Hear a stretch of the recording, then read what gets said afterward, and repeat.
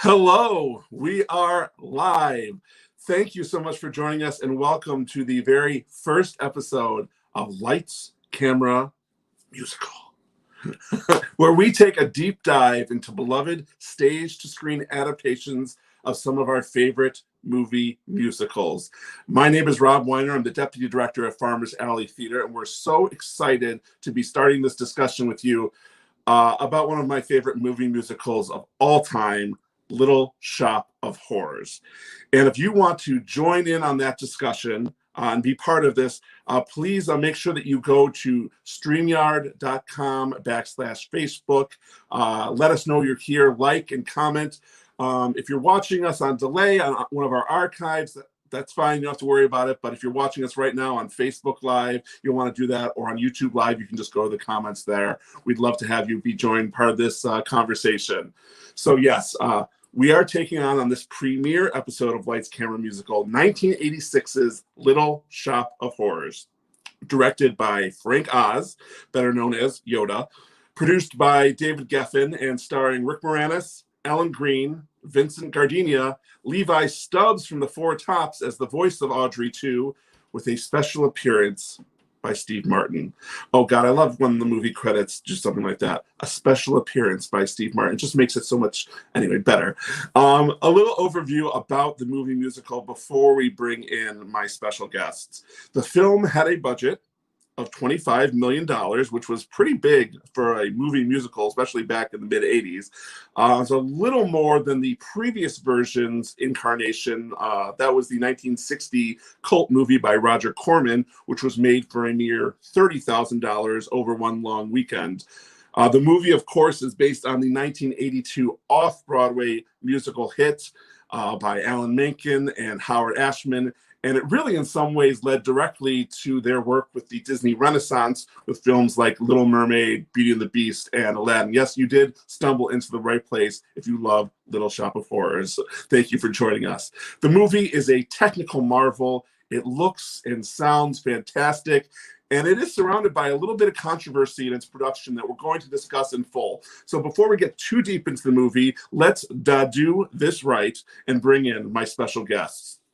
First, let me introduce Farmers Alley Theater's executive director and my mean green brother from outer space, and that is Adam Weiner. Adam, welcome. What is up, Rob, man? I am so excited. We could just be having this conversation over FaceTime, just the two of us. I know. I feel we like might have had this conversation. I feel like my whole life has been leading up to this moment right now in preparation for this next hour. Did you love this movie as much as I did when I was a kid? I saw it, when it came out when I was 8. I must have. I don't know if I saw it in the theaters or not. Maybe I did. I think we did at the old Plaza 2. Nice, old Plaza 2. Love that. It was the very first PG-13 movie I ever saw. I was like 5 years old. Yeah, definitely. And I remember, I know Mom was like worried about us seeing the movie. She was like, "Oh, it's got the word horrors in the title, horrors." And I remember Hans Lutz, a friend of mine in elementary school. His mother was talking to my mother and said, "We saw this movie, Little Shop of Horrors, and we thought it was pretty scary. But then these 3 girls came out and started singing doo-wop, and we're like, oh, this is going to be fun." So that's, I guess, she thought it would be okay for us to do. Me too, Antonio. Me too. Thank you all so much for joining us and joining the conversation. Thank you, Adam, for being here.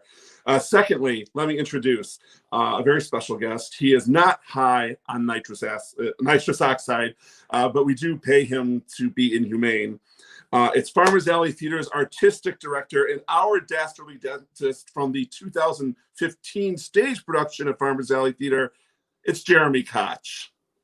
When I was younger, just a bad little kid, my mama noticed funny things I did. Oh my gosh. Jeremy, in character. Not as good as the cut to Steve Martin. Hey, wait a minute. What's up? Where's my motorcycle? Hey, if I participate, do I get a free motorcycle? No, Jeremy, now you were obviously the dentist in our stage version, but you also played other roles that, that's a little different from the movie version where the actor that plays Oren plays all these other roles, correct? That's right. Obviously, in the movie, it gave him a chance to do a lot of different, cameos that I think we're going to talk about later. But I had a blast playing multiple roles like that. It's something that I've always loved doing, and I think I'm pretty good at. But of course, playing the dentist is getting to sing that song was like nothing else. Don't encourage him, Katie. Don't encourage him. Did you see it in the theater, Jeremy? Did you see the movie in the theaters? I did not. Because you were older. Like, do you remember the first time you saw the movie? Not that it had that huge impact, but I do remember watching it, when I was younger. But not that I don't remember it being, changing my life. I see. But I loved it. Well, to me, it was a taped-off version from HBO that my family had that was in constant repeat in my. They played it on HBO a lot. Yeah. Yeah. I remember that. Well, Adam, Jeremy, our audiences are very familiar with you on our Farmers Alley Theater at Home series. But let me bring in our special guest, direct from New York City. He's a 3-time Farmers Alley Theater veteran who's joining us from his home in the Big Apple. Our audiences got to know this talented young man as Seymour Krelburn in our 2015 production. He since has returned to play Boy, aka Peter, in Peter and the Starcatcher, and was seen last summer in our hit production of Avenue Q as Princeton and Rod. Ladies and gentlemen, Harrison Bryan.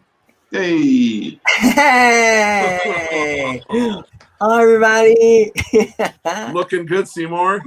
Oh, is that a dentist? I didn't know he was coming. Oh, kid, your mouth looks scary. Open wide. No. Hi, everybody. Rob, Adam, Jeremy. It's good to see you. It's Good to see you as well, virtually. Now, Harrison, you are amazing Seymour for us.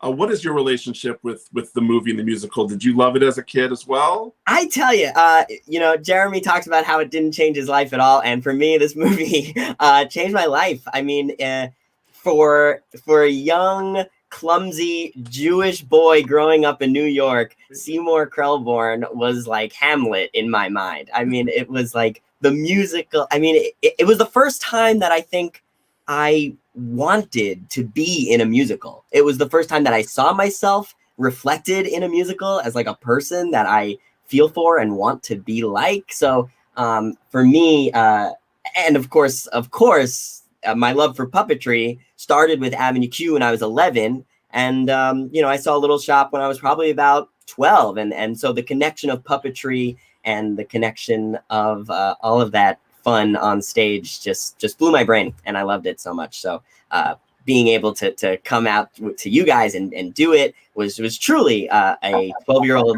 clumsy little nebbish Harrison dream come true. Hey, trust me, man, I'm in the same boat as you. I had glasses starting in 6th grade, and here was like this sort of like meek but hero, and he gets the girl and he saves the day, at least in the version that I was familiar with, so that was something that was, I agree, the same thing. Now, Harrison, how did you get involved with Farmers Alley Theater with Little Shop? You must have had some sort of video audition or whatnot. Totally. So Jeremy has a connection with my high school drama teacher. And he told me you guys are doing Little Shop, and so I submitted a video as quickly as I could, and that's a shout out to Rory. I'm sure he's listening. And so I found this from a production that my junior high school did after I graduated, and I stole it off the stage after their closing night, and I came to see the show. And I put it in this little pot, and I filmed this video where I sang to it like wholeheartedly, full costume, and the glasses that I wore in that video ended up being the glasses. These are these that I wore in the Farmers Alley production. So is that's my journey. I remember, I want to say that, Kathy had seen your audition, your video, and was like, yeah, this is the guy, Kathy Millet, our wonderful director. In fact, we've got some really cool photos before we get into the movie. Let's look back at the Farmers Alley Theater. Oh, there you are. Nice hat, nice glasses. There it is. Like the same hat, too. That's what I'm saying. Yes. There's a really cool concept, where it started, sort of like monochromatically and got more colorful as the show went on. course, there's Lou Price along with our Greek chorus there, Jasmine Franklin, Tia Pinson, Chrissy Lee Coleman, all did wonderful work. Oh, look at that. Look at this set. It's so good. That's definitely Brian Ponzi's legs there. Yes, it is. He was the puppeteer. Stephen Gray, of course, was the voice of Audrey 2. And then we've got Jeremy. You must be saying something mean to Melody Ricketts, our wonderful Audrey there. Oh, wow. But Jeremy, talk us through these pictures. Well, this, of course, is where I manhandle young Harrison as Seymour, trying to get into his teeth to do something awful and make him feel pain. There's always time for the sadistic dentist. What's this look? What's this look in your eyes here, Jer? Oh, the things I'm gonna do to your mouth, boy. That's my inner monologue right there. Wow. But I'm gonna need me some gas for this. You're really hitting the man in manhandle. Man and man. Look at this gas mask, man. Look at that. I really got to suck up that gas. Oh my God. Oh my God. Chris is watching her favorite show. She saw our production when she was 37 weeks pregnant. That's hysterical. Oh, there you go. Awesome. We are honored. And passing it down to Elliot too. That's right. Man, such great. Well, let's dive in. The show is great, but let's get into this movie and the differences between the stage version and the film version. And we're going to start at the ending, guys. Wow. Because Little Shop of Horrors, the movie, ends differently than the play in that it has a happy ending, where in the stage version, Audrey 2 devours all the cast members and then takes over the world. In the movie version, Seymour and Audrey defeat the plant and live happily ever after. Before we start talking about it, let's take a look at that theatrical happy ending that we're all used to from the 1986 movie.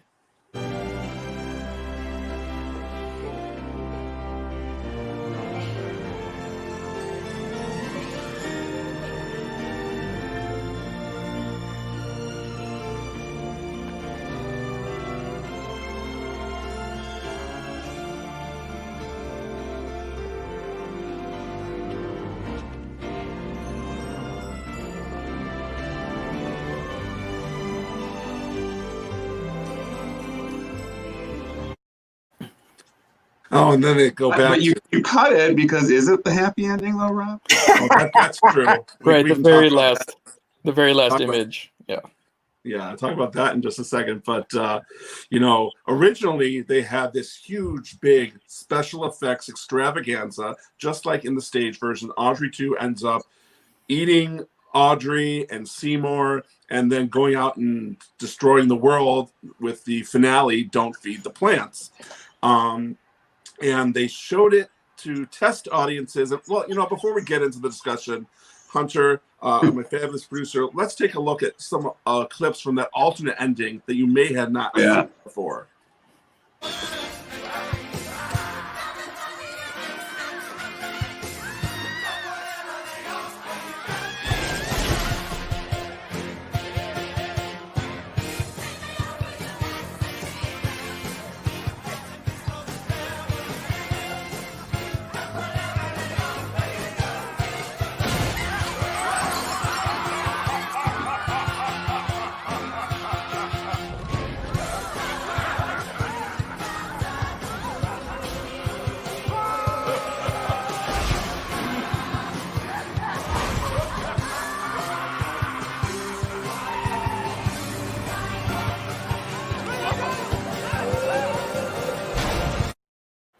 It's like a different movie.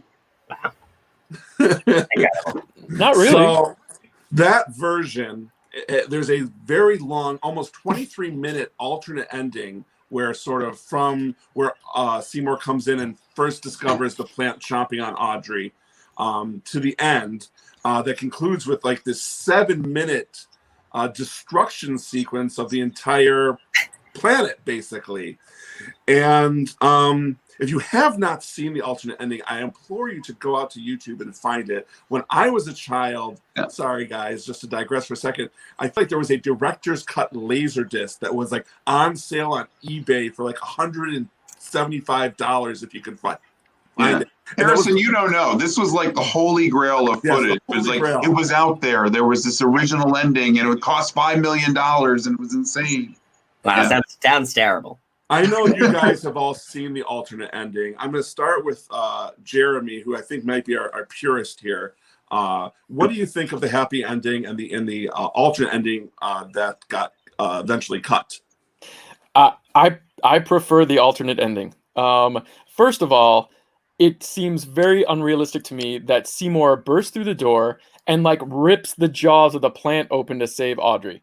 Like, I think based on how it's eaten Scrivello and Mushnick, why would the plant just sort of be like, yeah, sure, here you go? Well, in both versions, he has to pry it open because, the plant, basically sucks on Audrey's blood for a long time. Yeah, she dies in the original, and she dies after he takes her Right, out. I guess what I'm saying is that based on the way that the plant treats Seymour, where he's got the vines and the tentacles, like doing whatever he wants, he can make a phone call, he can shoot a gun, he can make it go under the ground and come up as like boing, and like why? How is Seymour strong enough to just like rip these strong jaws open and save Audrey? Okay, but with that being said, for me, this is a cautionary tale, right? This is about what happens when you feed your greed and you feed your jealousy and you feed your envy and you feed that little part of you, that devil inside of you that's like, I want it all, and when you feed that little devil inside you, bad things happen. And so Seymour doesn't really learn his lesson. I mean, he's caused 2 deaths, and he gets to run off into the sunset with Audrey without really. Well, one of them is sort of a manslaughtery. I wouldn't, he kind of just watches. Laissez-faire. To defend my guy. A little laissez-faire. So I prefer the alternate ending where people can be really scared of what happens when you feed that greed. You can prefer the alternate ending, and I totally understand your point. Does it work for that movie, though? I think so. I mean, he says he's a mean green mother from outer space, which, by the way, was the first song to be nominated for an Academy Award to have curse words in it. But so he's a mean green mother from outer space, and it's almost like it's inevitable that he's going to work his evil will. And he's so big at that point. What can Seymour really do to stop him? I mean, he's clearly got the power. He can electrocute him into 1,000 pieces. Sure. Harrison, I need you to weigh in here as our resident Seymour. I'm gonna weigh in. Now, my relationship to this ending has certainly changed. I think as someone who loves this play, you cannot do the play and have a happy ending. Correct. Now, I recently watched this movie this very morning, and maybe it's the 2020 in me speaking, but it felt so good to watch this character and this woman who up to this point has really put all of herself out there for us, to see them have their dream fully realized at the end of this movie. Man, it just really felt good, Jeremy. And I hear you. I don't know if it makes the movie better, but it certainly made me feel better. and that has to count for something. And they do have that small Audrey 2 smile at the end, yes, which implies that after the movie, he might still get his comeuppance. They're never free of it.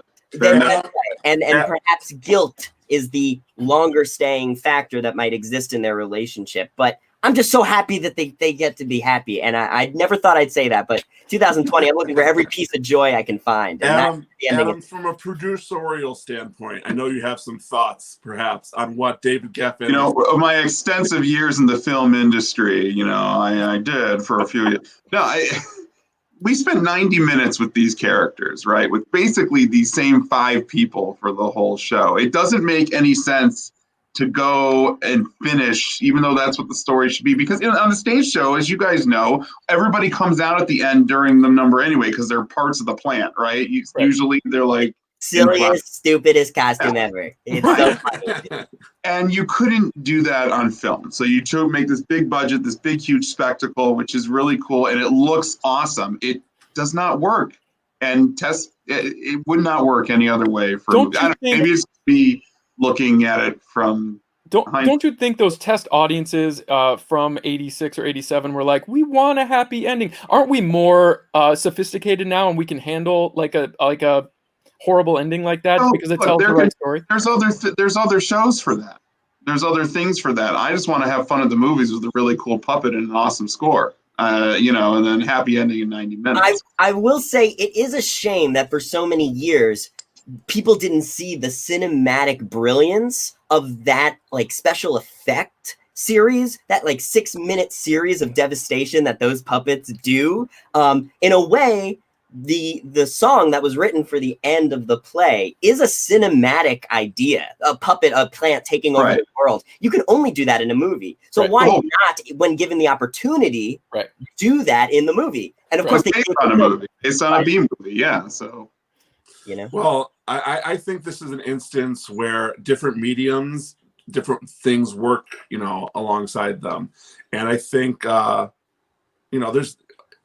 think either opinion you have on it is valid, and it's so great that now we can, like you said, Harrison, see that work. Yes, I wonder what the viewers think. Put your comments in there and tell us if you which ending you prefer.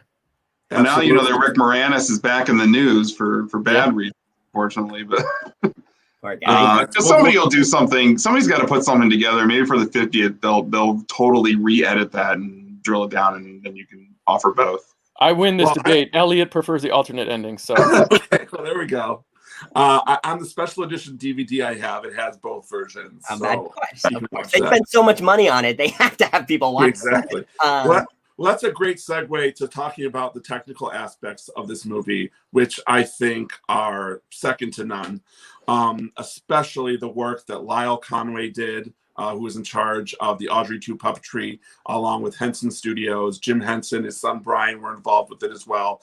I want to roll a quick clip here from Feed Me, and everything is exactly real.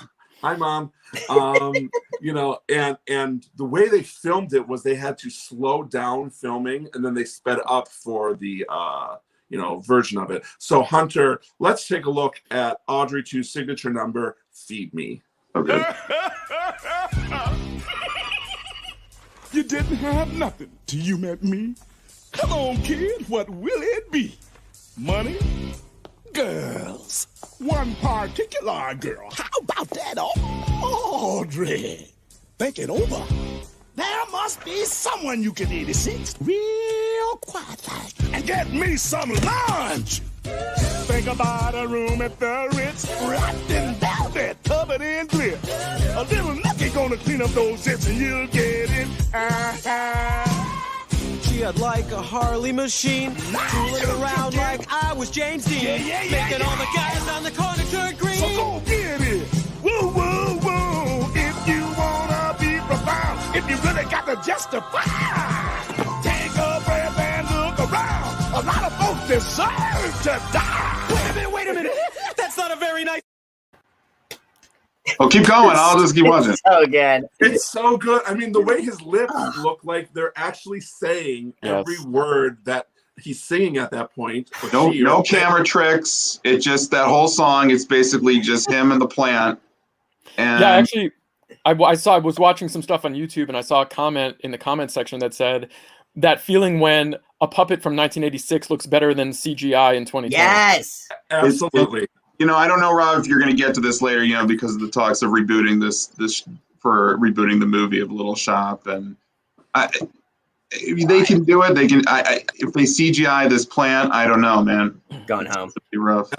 You're absolutely right. I mean, the puppetry work. I mean, if you have the opportunity to look at some of that behind the scenes stuff, they built and this famous sound stage in London that they do all the James Bond movies on. Star Wars too. Star Wars. They built the entire set. I mean, scenically, the movie looks so lived in and real. And the fact that they did this on a set, these beautiful matte paintings behind the dirtiness of Skid Row really makes you feel like it. But they have a dozen puppeteers underneath the floorboard working all these mechanical levers and everything to make Audrey 2 look so smooth. It's so much machinery, but it's so smooth in how they do it. It was nominated for Best Visual Effects. It lost to Aliens and James Cameron. But tough, man. I was like, what movie could ever beat it? I don't know, man. Aliens. So, I mean, but the work that Frank Oz and his team did, the costumes, I mean, everything. And then Levi Stubbs as the voice of Audrey 2. I mean, to me, this was the very first version of Little Shop of Horrors I've seen, and although there's incredible stuff that people can do with puppetry nowadays, I don't think that anything will ever look as good as what's on film. It's incredible. It's shockingly good. Yeah, Rick Moranis talks about how it was so convincing that he would forget that this was an inanimate object. I mean, he would talk about how everyone would go on break, and that's 50 puppeteers at sometimes when it's really big. They would go on break, and he would try and talk to this thing and never get a response back. I mean, it's really wonderful, and the trickery, the craft. Yeah. And the theatricality of it all is because when you take these exteriors for Skid Row and stuff, and I'm sure you're going to talk about, and all of the elements come together. In fact, do you guys know who the music producer was on I do. Bob Gaudio.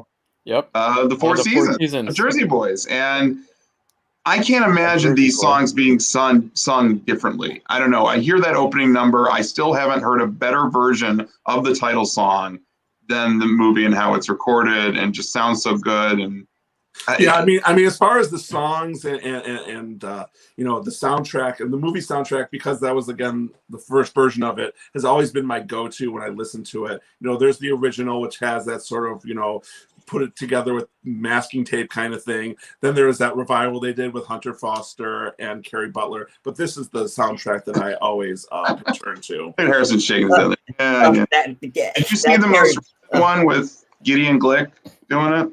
I saw Jonathan Groff. Okay. I did see it.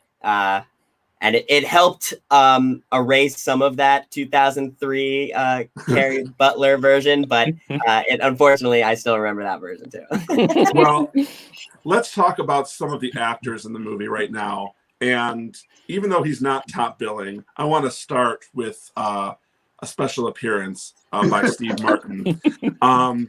This was his second film starring opposite a singing plant in 1986. Because of course there was the singing bush in Three Amigos. Three Amigos. I was like, what are you talking about? That was the same year. Three Amigos was the same year. Yep. Wow. And if you go back and look at the Little Shop of Horrors trailer on YouTube, it is so Steve Martin centric. And they were really he must have been, super hot. Big star pushing it there. Sure. His first hosting in SNL was 10 years before this was made. Yeah. Sure. And from the minute he arrives on screen, it's like the movie goes supernova. Every line of dialogue he has seems pitch perfect. And, it got me thinking, the Academy Awards never nominate comedy and never, recognize that as much as dramatic work. And I would have loved to have seen Steve Martin get a Best Supporting Actor nomination. Let me just read off who was nominated that year. We had Michael Caine winning for Hannah and Her Sister. Please. Then we had Tom Berenger and Willem Dafoe from Platoon. That hasn't been made into a musical comedy yet. I'm on it. Denham Elliott from A Room with a View, and Dennis Hopper in Hoosiers. You telling me that we needed Marcus Replace Brody? Denham Elliott, sorry. Yeah, we needed Marcus Brody from Indiana Jones nominated? No. Get him out of there. Get Steve Martin in there. Maybe the Academy learned its lesson because the year after they gave Kevin Kline for that's right. Best Supporting Actor. Kat High. Oh, Kat Greenfield. She was our Kate Monster opposite of Harrison's Princeton.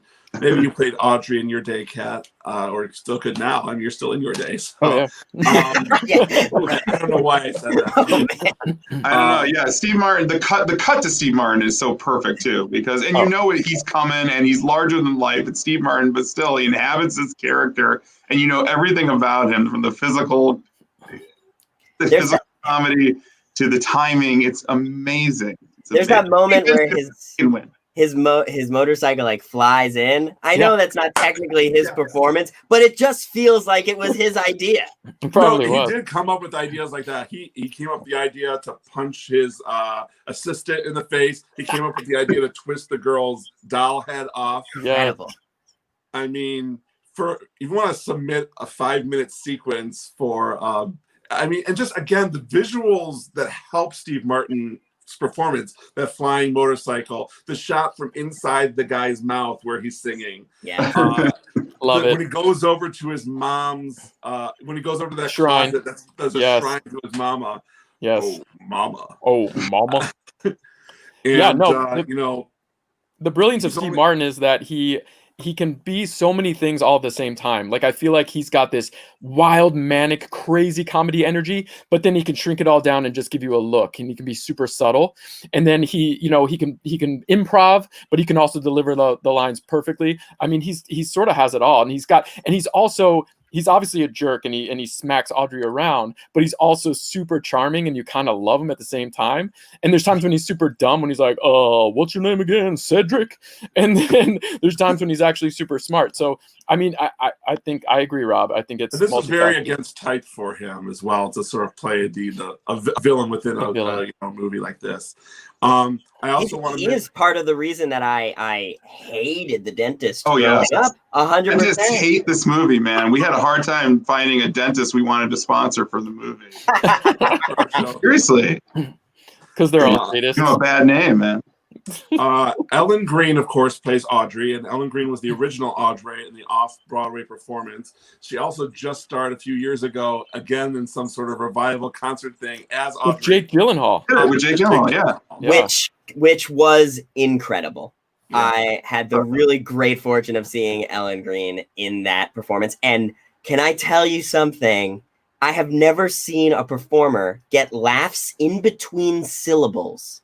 Wow. It was the most ownership of a role I've ever seen in my life, and probably one of the greatest live theatrical experiences I've ever had. Oh, wow. If there's an actress or an actor synonymous with a role, Ellen Greene and Audrey is one of those roles. The way, like you said, the syllables and how I can't even make the noises that she makes. That little squeak that she has. Seymour. So good. She made me a man when I was 9 years old. I mean, something about her just. Really remarkable. The first time you hear her voice in the movie, and it's unlike anything you've heard of before, and the pipes that she's got, it always just blows me away when she starts in. The chemistry that she has with Rick Moranis, that was another reason why I wanted to be Seymour. That end of Suddenly Seymour, when they make out heavily for like 10 to 15 seconds. And I always imagine that, and I think I played this, where that is truly Seymour's first kiss, right? And it's, so much is happening there. The fact that he has more scenes after that is remarkable. I love that moment where Rick Moranis just like slowly walks back into his bedroom and the plant's opening up the doors for him. Yes. Because if that's your first kiss, I mean, wow, you'd probably murder again, right? He was floating home the whole time. Totally. Well, it's also very encouraging because often, and Ellen Greene was interviewed and she's like, I didn't expect to get the part because, it often goes to someone more famous, but she can really sing. Like she originated this role, like she is this role, like Harrison said, and she's multifaceted and multi-layered, but she's got the pipes. And so if you're going to do a movie musical, you want someone who's got the pipes, and she definitely has them. Well, I'm so glad that they went with the choice because obviously they had ticket sellers with Steve Martin and Rick Moranis, who were bona fide movie stars at that time. So to go with, performance and talent over necessarily a name, I think speaks to how good the production team was and wanting to make this film as good as it possibly could be. Even though I do want to say that when Frank Oz was interviewed about this, he's like, I think this is the first time that the actress on Broadway went on to play the film. And I was like, hello, Liza Minnelli and Joel Grey. Have you ever heard of them? But Frank Oz might not be a Broadway expert. I don't think so. But Kathleen, you met Steve Martin and shared with him that I met my husband at his concert way back in '78. Oh, very cool. I waved to Steve Martin because our friend Hannah Ellis, friend of Farmer's Alley, Hannah Ellis, was in Bright Star on Broadway that Steve Martin wrote the music for. And we got to go backstage afterwards, my family and I, and he was in the wings. And so I waved. Just one last thought on Ellen Greene before we move on. I think that this is something that the movie does so well is her song, where instead of her remaining on the stoop and having the audience of the urchins, they give her that privacy and they fully realize her dream. They show her kids. I mean, suddenly her dream is not something that it's better than anything the stage version could do. That happens in a lot of numbers in this show. Dadu is better in the movie than it is on stage. I mean, Dentist too, I mean, in some ways, and it's able to flesh out exactly what you said, Harrison. So absolutely. Good. Well, that's a great segue, Adam, because we're going to talk about the best scene in the movie now. So now that we've sort of generally talked about the movie, we'll go through some categories and some questions I've got for you. What's the best scene in Little Shop of Horrors, the movie? And I've got some scenes here that I'll run down for you. Right. Number one, I think Skid Row. I think that's a great sort of opening song that establishes the location and sort of the wants of all of our major characters, our two major characters, basically. Great song, great visuals. Also, I have that radio scene with John Candy. The lead in sort of that wordless. Hey, lady, put your clothes back on. And so that's a great little cameo there. Then, of course, we have Dentist, that number as well, and Steve Martin, all the wonderful things he does, and the sort of the highlight comedically, I think, in the show. Feed Me, of course, when we get to see Audrey 2 speak for the first time, and that whole, we go from the beginning of that scene where we first learn that Audrey 2 is inanimate to the end of the scene is Seymour's off to go kill Orin Scrivello. Wow. So that's a great sequence as well, obviously. Just a couple. I want to talk about Arthur Denton and Bill Murray's performance. I'm next. Arthur Denton, I'm next. Into Steve Martin's death. So that whole sequence from the beginning with Bill Murray to the end when Steve Martin dies. Candy bar. And then Mean Green Mother from Outer Space, basically to the end in the happy version. Harrison, what do you think, man? Oh man, wow, this is hard.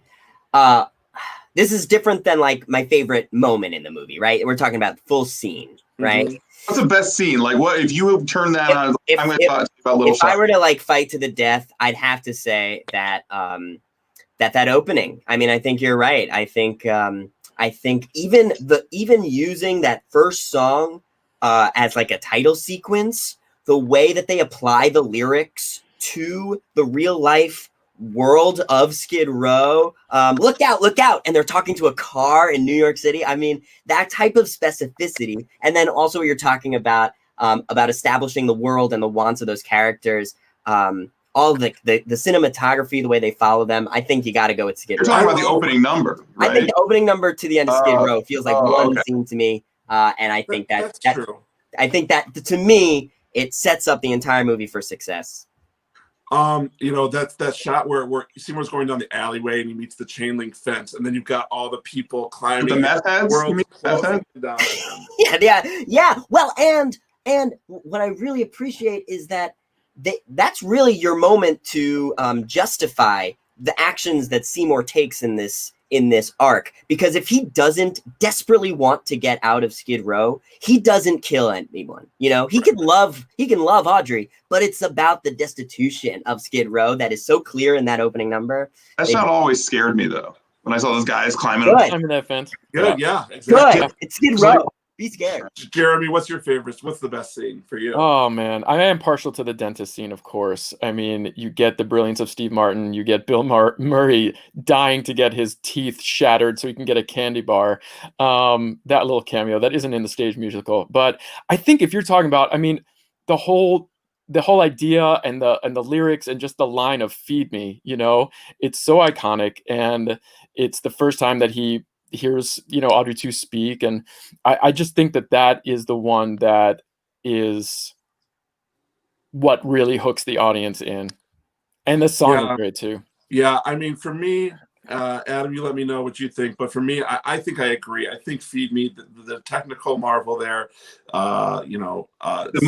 get to see Seymour struggle when he's like, I don't know, that inner turmoil that he's got there. And then that little break where we go and look and see Steve Martin being abusive to Audrey. And then that's when they're jumping up and down.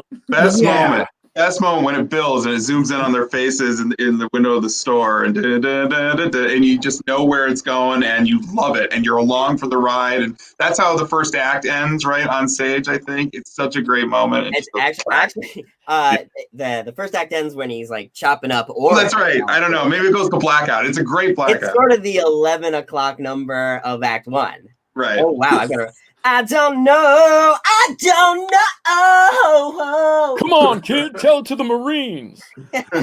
Great. Well, I they're all great choices, but I think Feed Me. Oh, Nats agrees. Yes, the intense zoom on his angry face. That sure looked like plant food to me. And Yep. Rick Moranis maybe showed that anger face after he got unceremoniously sucker punched on the streets of New York this Yeah, week. what the Yeah. hell was that? Horrible. But You don't you know punch what? Rick You know what? Moranis. Let's be honest, guys. Let's be honest, guys. There's always someone out there we'd like the 86 real quiet like, right? And Not give a Rick. hungry Not plant some Rick. lunch, right? But kudos to the plant for going from, Seymour's like, oh my God, you can talk. He should just bolt it out of there. But going from the shock and awe of that into the plant convinces him to kill somebody. All right. I think we're in agreement there. We're going to quickly talk about some of the best quotes and lyrics of the show. There's too many to mention. So great. I mean, I love when they're like, we're on the split shift. We went to fifth grade, went to school to fifth grade, then we split. And just the way Christopher Guest, when he comes in, all of his lines like, that fascinating plant, wherever did you get it? And he never blinks, if you notice. He never I did notice that. I also love the lyrics in Somewhere That's Green. And when I was a kid, I didn't know what semi-sadist meant. So a lot of that stuff went over my head. Yep. But if we can, let's take a quick video clip here of Ellen Greene and the opening of Somewhere That's Green in an iconic performance. Hunter, roll the video, if you will. I know Seymour's the greatest, but I'm dating a semi-sadist. So I got a black eye and my arms in a cast. Still that Seymour's the cutie. Well, if not, he's good enough beauty. And I dream of a place where we could be together at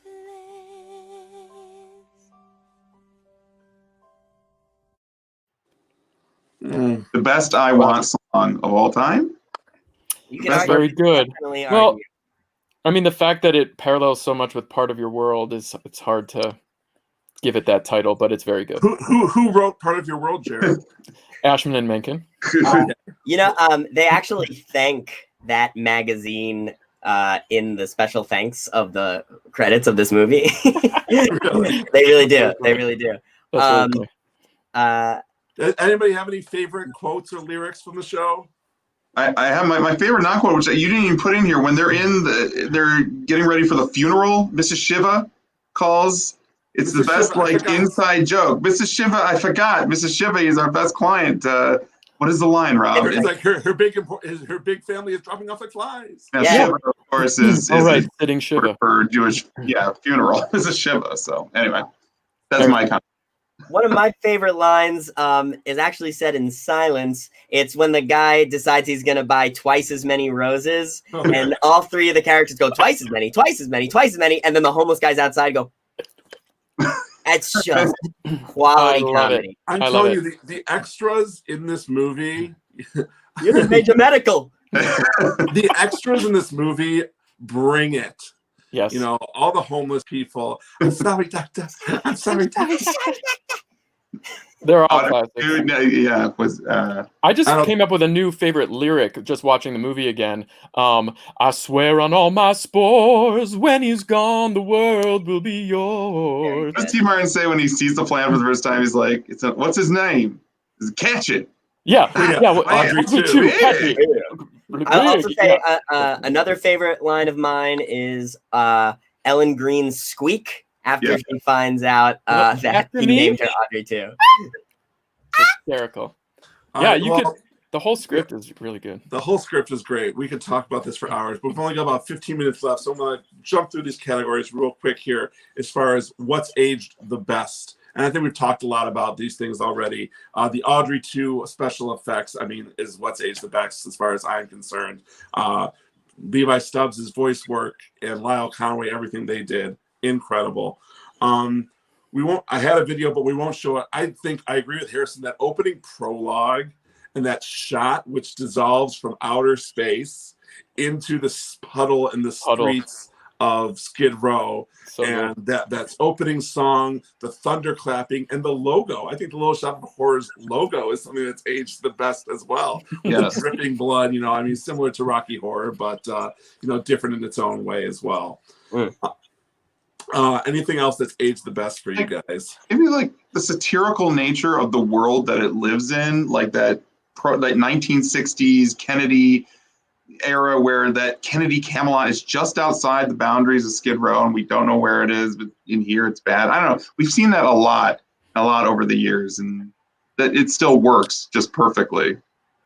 I think the idea of like rooting for the underdog, I think, Harrison, your point earlier about the ending, we do root so strongly for Seymour and Audrey because, they're lovable underdogs, and you're just like, come on, you got to get some good. So like that whole idea of getting out of the terrible predicament you're in. Yeah, I had Rick Moranis and Ellen Greene's chemistry as another thing that aged the best as well. Yeah.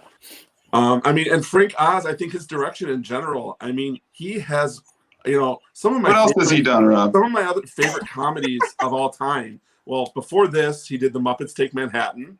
Classic. The best Muppet movie. After this, he worked with Steve Martin again on Dirty Rotten Scoundrels. Classic. Then he worked with Bill Murray again on What About Bob? Classic. Oh, good movie too. And then he did Kevin Kline in In and Out, which is, I think, a really funny good movie. Like in a row? Those are the movies he did in a row? Yes. That's pretty good track record. Now, he misstepped with The Stepford Wives and the remake of Death at a Funeral, but no. Was this whole episode so you could say he misstepped with The Stepford Wives? That's the whole reason where I won't confirm or deny that. Didn't he do another sort of puppetry one, Dark Crystal or something like that? Oh, Jim Henson. I mean... Oh, right. No. You said Yoda and not like Fozzie Bear or Miss Piggy. I think the Star Wars movies are a little more popular than the Muppets. They're both super popular, but I mean, not this audience here. So good director, Frank Oz.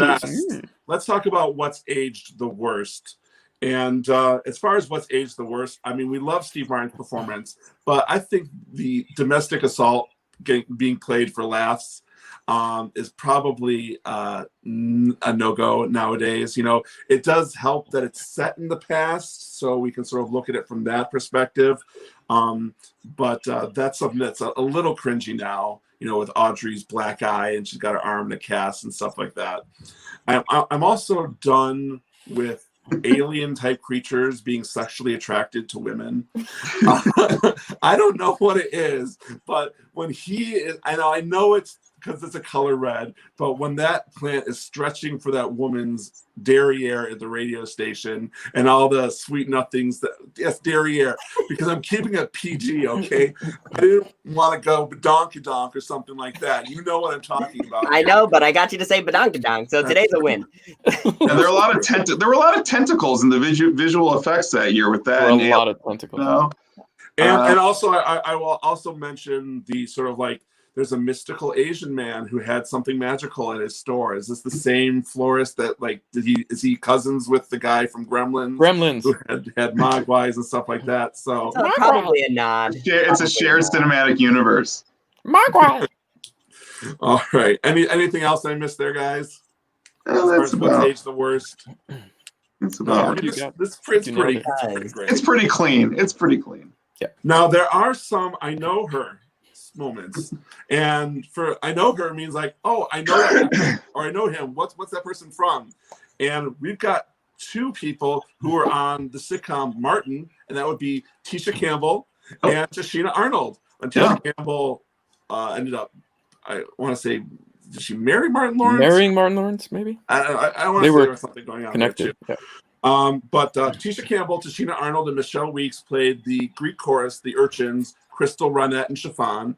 And of course, they are named after the doo-wop groups, the Crystals, the Ronettes, and the Chiffons. Right. And they sort of worked in this mystical manner. And Frank Oz was like, every time I want them on stage, I want something incredible, like a spotlight to hit them or something like that. That wasn't able to happen. But if you notice in that opening sequence where it's downpouring rain, they managed to stay completely dry. Yeah, I always like that. I always was baffled. Yeah, very cool. They're omnipresent. They walk in, through in and out. I think they give Audrey some really good advice But if Tisha Campbell or Tiziana Arnold look familiar to you, it's because you were a fan of Martin.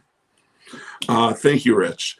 Also, I want to mention, I know those tools because there are also tools in the dentist's office that he uses on Bill Murray. And do you know what other film they pop up in? Adam Weiner, I bet you do. I'm sure I knew this and now I've forgotten. But that would be Tim Burton's 1989 Batman. Oh, Joker gets plastic surgery after I tried my best, I guess. There's bloody tools, and it's the same tools. Really? That's hilarious. I did not know that, dude. That's great. That's a cool connection. Which makes it a Jack Nicholson connection because Jack Nicholson was in the original 1960 movie as Arthur Denton. Yep. And then the tools used on Arthur Denton, the 86 Little Shop of Horrors, were used in 1989's Batman, where Jack Nicholson played the Joker. Wow. We're all connected. So take that to your next cocktail party if we ever have cocktail parties. Circle of life. Very cool. Awesome. Now I've got some really interesting casting what ifs for you. Okay. I want you to let me know what you think. Now, as far as Audrey is concerned, Ellen Greene was not the first choice, even though I think they made the right choice. They were really hot and was offered to Cyndi Lauper, but she couldn't do it because of her schedule, or she had a tour or something like that.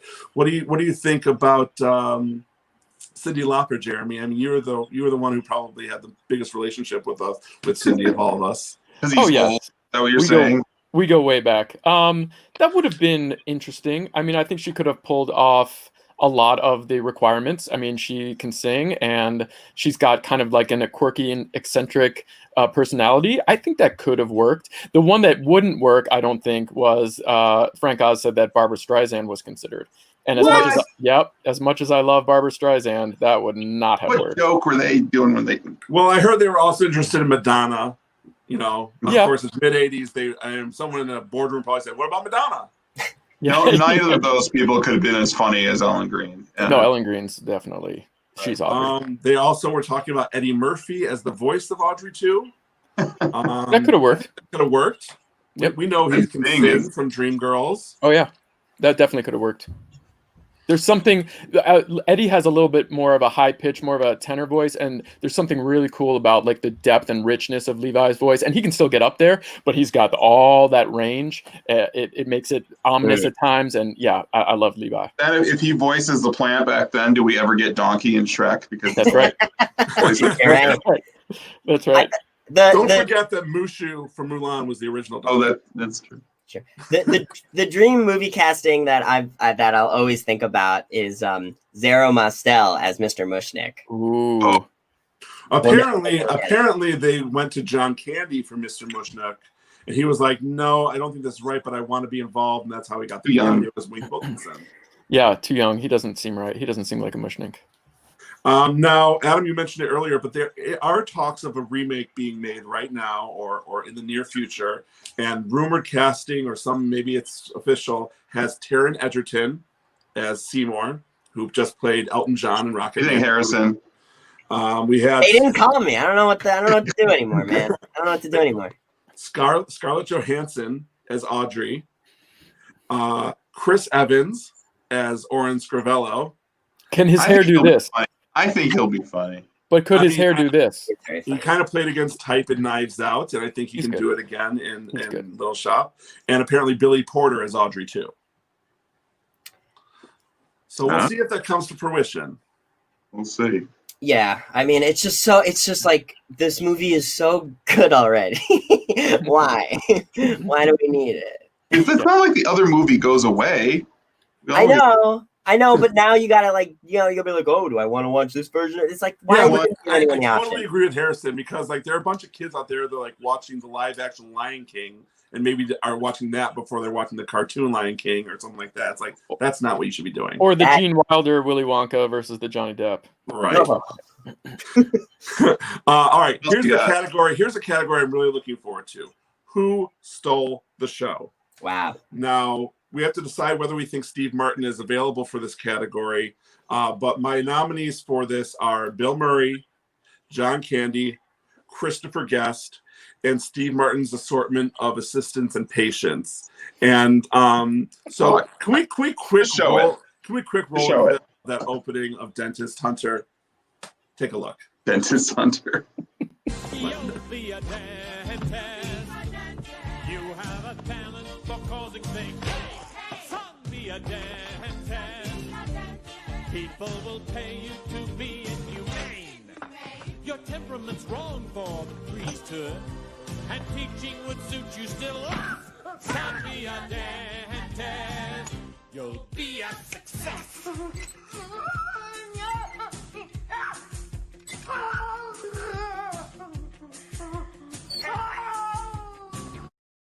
the look that he gives before he makes that So final. good. So So great. good. And Look right shockingly, to camera. that was Anthony Michael Hall, right? In the dentist seat. I'm pretty sure. A young Yeah. Anthony Michael Hall. Oh, I thought you were going to play Bill Murray. Bill Well, Murray's let's- still on the show, Rob. Come on. No, let's take Steve Martin out of the equation. You think it's just obviously Bill Murray? Yes. Yeah. He's pretty incredible, but that radio scene, I mean, that is just some amazing energy that he's putting out in that scene. John Candy. Yeah. But if you You think know? about like how much Bill Murray probably just made up a lot of that stuff right on the spot, you know, Yeah. you can really see where you are, but she knows the sound of your voice and the face he's talking. It's all gold, all of it. Did you know, Rory, that little girl who got the doll? No, actually, it wasn't that little girl, but the girl who has the headgear with Bill Murray. Yes. And she's like, and he's like, Yeah. oh yeah, well they have to do that to remove the jaw. Yeah. That is actually, I think Jim Henson's daughter or Brian Henson's daughter, Heather Henson. Heather Henson. I love it. So, shout out to her on that. I love mean, Yeah, but I agree. John Candy is great, but Bill Murray, the stuff that he says in there, I'm going to get a candy bar, and then sort of the climax and how even Steve Martin is completely freaked out by this sicko. Sure. I mean, Steve Martin is sick, but Bill Murray, he's like, this is too much. it's The well way done. that Bill Almost Murray friends. almost passes out from lust when he sees like the instruments that Steve Martin's taking out, he's like, "Oh God!" He has like, When I was a kid, I never understood what was happening there. Sure. I thought, like, is he trying to get back at Steve Martin because you want to show him that it doesn't hurt or something like that? I didn't know. I think Ellen Greene's squeak still steals the show for me, guys. So I've got Ellen Green squeak. Moranis says angry. Rick Moranis says angry. Oh, and Rick Moranis' arms in Dadu. Give yes, that a rewatch. the guy who steals the show is the one of the street guys in Skid Row who goes down on Skid just out of nowhere, just belting that high note. That steals it from me. All right. Well, we're running close to the 9:00 hour, so I'm going to skip ahead here, and we're going to talk about which version of the movie, which version you guys prefer as sort of our final word here, the stage or screen. Wow. This is a tough call here. I'm just going to speak. I first was introduced to Little Shop through this exact movie, and to me, the movie sets such a high standard that even though Harrison, Jeremy, you guys were wonderful in the show, and I've never seen it in New York or anything like that, but I just have a hard time, even in that, you know, if you're in the theater and you're seeing it, it's a totally different experience than when you're watching a movie at home or even in a movie theater. But to me, I will always prefer I think the screen version, just because that's the one that I initially was in love with.